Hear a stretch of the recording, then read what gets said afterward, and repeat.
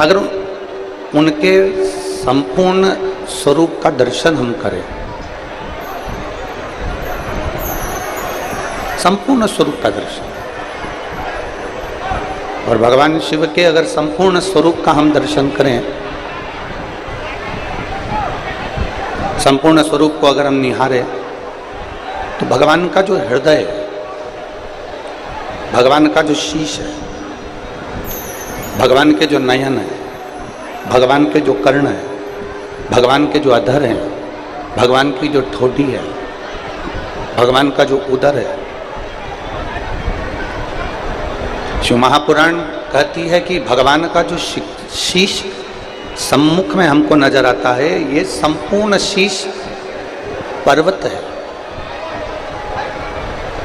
भगवान के जो नयन नजर आते हैं, ये संपूर्ण ब्रह्मांड को प्रकाशित करने वाले, संपूर्ण जगत को प्रकाशित करने वाली एक ऊर्जा, एक ज्योति है। और भगवान के हृदय का यदि हम दर्शन करें, भगवान के हृदय का दर्शन करें, तो संपूर्ण ब्रह्मांड, संपूर्ण ब्रह्मांड मेरे देवादिदेव महादेव के हृदय में विराजमान। उदर का दर्शन करें भगवान शंकर के, तो उदर का दर्शन करते समय हमें स्मरण रहेगा कि जगत का जितना भरण पोषण करना, जगत का जितना भरण पोषण है, वो संपूर्ण मेरे देवादिदेव महादेव के उदर में, मेरे शंकर के उदर, मेरे भगवान देवादिदेव महादेव के उदर में। अब आपने कथा सुनी है, पहले भी आपने कथा का स्मरण किया कि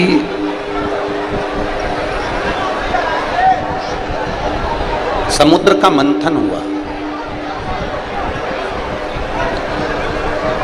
उस मंथन में विष प्रकट हुआ, उस मंथन में विष आया, विष प्रकट। और जब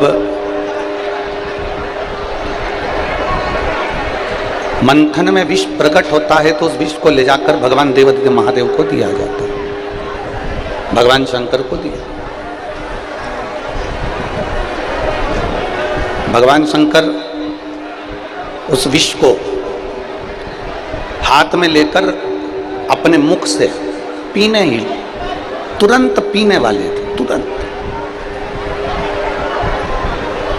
जो विष मंथन में निकलकर सम्मुख में आया है, जो विष प्रकट हुआ है, वो विष देवादिदेव महादेव की साक्षी में पहुंचा है, और भगवान शंकर की साक्षी में पहुंचकर वो विष भगवान शंकर अपने हाथों में लेकर पीने वाले हैं। भगवान शंकर उसको पीने वाले हैं। और भगवान देवादिदेव महादेव जब वो विष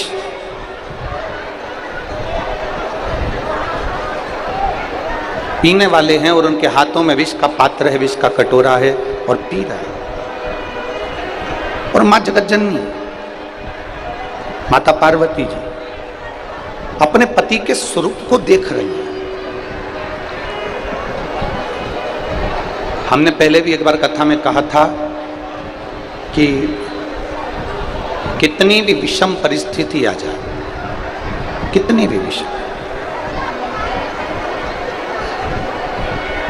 उस विषम परिस्थिति में केवल एक नारी, उस विषम परिस्थिति में केवल एक स्त्री, उस विषम परिस्थिति में एक स्त्री, एक नारी एक ऐसी होती है जो उस विषम परिस्थिति में, चाहे वो आपके घर की माँ हो, आपके घर की बहन हो, आपके घर की बेटी हो, आपके घर की धर्म पत्नी हो, आपके घर की बुआ हो, आपके घर की काकी हो, आपके घर की नानी हो, आपके घर की दादी हो, कोई भी आपकी विषम परिस्थिति में जब सामने विषम परिस्थिति आकर खड़ी होती है, उस जगह पर अगर कोई मार्ग ना सूझे, उस जगह पर अगर कोई मार्ग ना मिले, कोई मार्ग आपकी बुद्धि में आ ही ना रहा हो, तब घर की नारी के पास में, घर की स्त्री के पास में 5 मिनट बैठो और उनसे अपने मन की बात कहो, जरूर कोई ना कोई हल निकल कर सामने आ ही जाता है।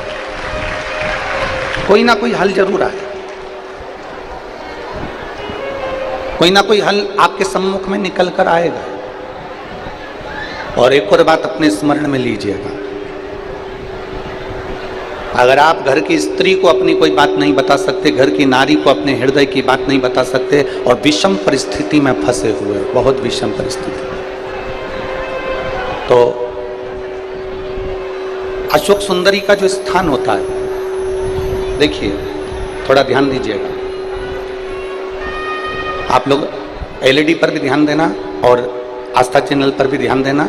तो किस स्थान पर हम अपनी विषम परिस्थिति में अगर उसे स्पर्श कर ले, विषम परिस्थिति में अगर कोई तकलीफ की घड़ी चल रही है तो हमारा मात्र स्पर्श और थोड़ी देर वहां स्पर्श कर कर अपने मन की बात को कह देने पर भी हमारी समस्या, हमारा दुख समाप्त होता है। जैसे ये शिवलिंग है, ये जलाधारी है और सामने अशोक सुंदरी का स्थान।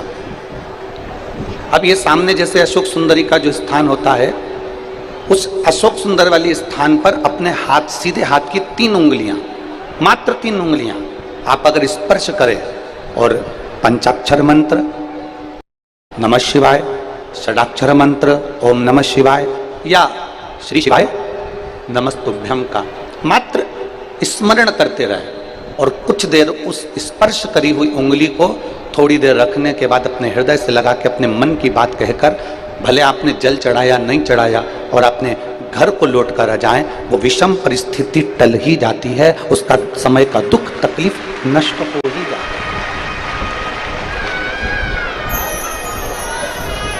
वो एक विषम परिस्थिति को टालने का स्थान है।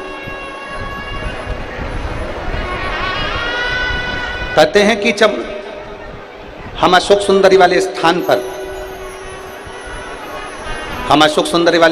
जब हम हाथ का स्पर्श करते हैं, अशोक सुंदरी वाले स्थान पर जब हम हाथ का स्पर्श करते हैं और स्पर्श कर कर जब हम अपने मन की बात कहते हैं, तो वो बात महादेव तक, माता पार्वती के माध्यम से, अशोक सुंदरी के माध्यम से पहुंच जाती है और भोलेनाथ हमारे मन की दशा को जानकर आशीर्वाद दे ही देते हैं। वो विषम परिस्थिति। और शंभु शरणे पड़ी मांगू घड़ी रे दुख का दया करी ने दर्शन। एक विषम परिस्थिति के समय पर भगवान शंकर को याद करना, एक विषम परिस्थिति के समय पर अशोक सुंदरी की जगह का स्पर्श करना, एक विषम परिस्थिति के समय पर बेलपत्र के वृक्ष की मिट्टी का स्पर्श करना, या विषम परिस्थिति में घर की स्त्री, घर की नारी, घर की बहन, घर की बेटी, घर की दादी, घर की नानी, घर की माँ, उसके पास में 5 मिनट बैठकर अपने मन में हो रही क्षुब्धता को, अपने मन में आ रही विषमता को प्रकट करना। विषम, हमने एक बात पहले कही, आप लोगों के स्मरण में होगा, किस किसने सुना है? जिसने सुना होगा वो बताएंगे। हमने पहले कथा में कहा था कि नारी का आधा शरीर देवादिदेव महादेव का होता है। सुना था कि नहीं सुना था? बोलो, जम के तो बोलो। सुना था ना सबने? स्त्री का, नारी का आधा जो स्वरूप है, स्त्री का आधा जो भाग है, स्त्री का आधा जो स्वरूप है, वो पुरुष का अर्थात देवादिदेव महादेव का भाग है। कई जगह पर कई लोग प्रवचन में कह देते हैं कि अपनी घर की पत्नी को कुछ मत बताओ। कई लोग कह देते हैं कि अपने घर की स्त्री को कुछ मत बताओ। कई लोग कह देते हैं अपने प्रवचन में, आपने भी प्रवचनों में सुना होगा कि घर की नारी को कुछ मत बताओ, घर की स्त्री को कुछ मत बताओ, कुछ मत बोलो, घर की स्त्री को घर आपके मन की दशा बताओ मत। कई लोग प्रवचन में ऐसा कहते हैं, पर शिव महापुराण कभी नहीं कहती। शिव महापुराण कहती है कि जब आपके मन की दशा में कुछ गड़बड़ी चल रही है, आपके हृदय को कहीं ठेस पहुंच रही है, आपकी चित्त वृत्ति को आराम नहीं मिल रहा, आपको बेचैनी हो रही है, आपके हृदय को शांति नहीं है, आपके हृदय को सुकून नहीं है, तो घर में जो स्त्री है, घर में जो नारी है, उसको पेट कर अपने मन की दशा जरूर बताओ, क्योंकि वो स्त्री नहीं, उसमें महादेव का आधा अंश विराजमान है। तुम्हारे हृदय की बात को वो जाने,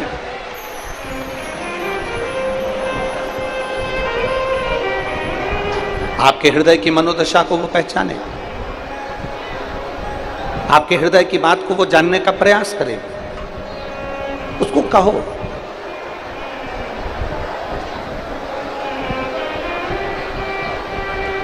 ज्यादातर लोगों की आदत रहती है पत्नी को क्या बताना, घर की नारी को क्या बताना, घर की स्त्री को क्या बताना। अगर नारी को बताएंगे, स्त्री को बताएंगे तो वो ज्यादा टेंशन में ले लेगी, और टेंशन लेगी तो मुझे भी टेंशन दे देगी। स्त्री को क्या बताना, नारी को क्या बताना, क्या बताना। परशु महापुराण की कथा कहती है, हलाहल जब विष आया, हलाहल जब विष आया, देवादिदेव महादेव के हाथ में वो विष का पात्र है, भगवान शंकर के हाथ में विष का पात्र है, और देवादिदेव महादेव उस विष को पीने वाले थे, और पार्वती जी देख रही थी। पति का चेहरा, अपने स्वामी का चेहरा, अपने पति का चेहरा पार्वती जी देख रही थी।